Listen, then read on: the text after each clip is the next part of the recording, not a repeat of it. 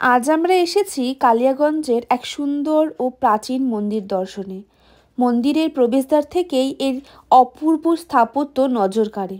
চলুন একসাথে দেখে আসি এই মন্দির ও এর আশেপাশের পরিবেশ। এখানে রয়েছে একটি বিশাল বটগাছ, যা এই স্থানকে আরও পবিত্রতার অনুভূতি দেয়।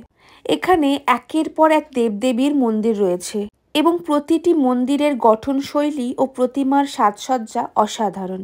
এখানে বিভিন্ন রকমের মন্দির, যেমন দুর্গা মন্দির, শিব মন্দির, শীতলা মন্দির, শ্রী শ্রী রাধাকৃষ্ণ মন্দির, বজরংবলী মন্দির, সিদ্ধিদাতা গণেশ মন্দির, ফলহারিণী কালী মাতার মন্দির এবং মহাপ্রভু পঞ্চতত্ত্ব মন্দির। মন্দিরের পাশে এখানে আমরা দেখতে পাচ্ছি পাথরে খোদাই করা কিছু নাম।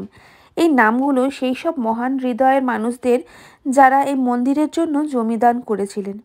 এটি মন্দিরের ঐতিহ্য এবং ইতিহাসে সাক্ষী হয়ে আছে। এবার আমরা উঠেছি মন্দিরের ওপরের দিকে, যেখানে আরও কিছু সুন্দর প্রতিমা রয়েছে।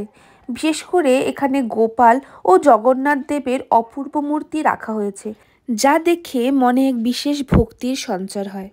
যেহেতু আমরা এসেছি সন্ধ্যাবেলা, তাই মন্দিরে এখন সন্ধ্যা আরতি চলছে।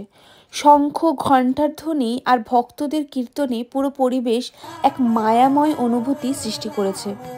এই সময়ে মন্দিরের সৌন্দর্য যেন আরও বেড়ে যায়। আজকের এই বিশেষ ভ্রমণের আরও একটা সুন্দর দিক হলো, আমার ভাস্তি আমাকে এখানে নিয়ে এসেছিল। অনেক বছর পর আমি এই জায়গায় এলাম, আর এটা আমার প্রথমবারের মতো এখানে মন্দির দর্শন। আমার ভাস্তি চেয়েছিল যে শুধু ঘুরিয়ে দেখানোই নয়, সাথে আমাকে কিছু খাওয়ানোও হোক। তাই মন্দির দর্শনের পর আমরা এলাম এই ছোট্ট রেস্টুরেন্টে, যেখানে একটু বিশ্রাম নিয়ে কিছু খেয়ে নেব। আজকের ব্লগ এখানেই শেষ করলাম। আশা করি এই মন্দির দর্শন এবং অভিজ্ঞতা আপনাদের ভালো লেগেছে। দেখা হবে পরবর্তী ব্লগে। ততক্ষণের জন্য tata and follow for more.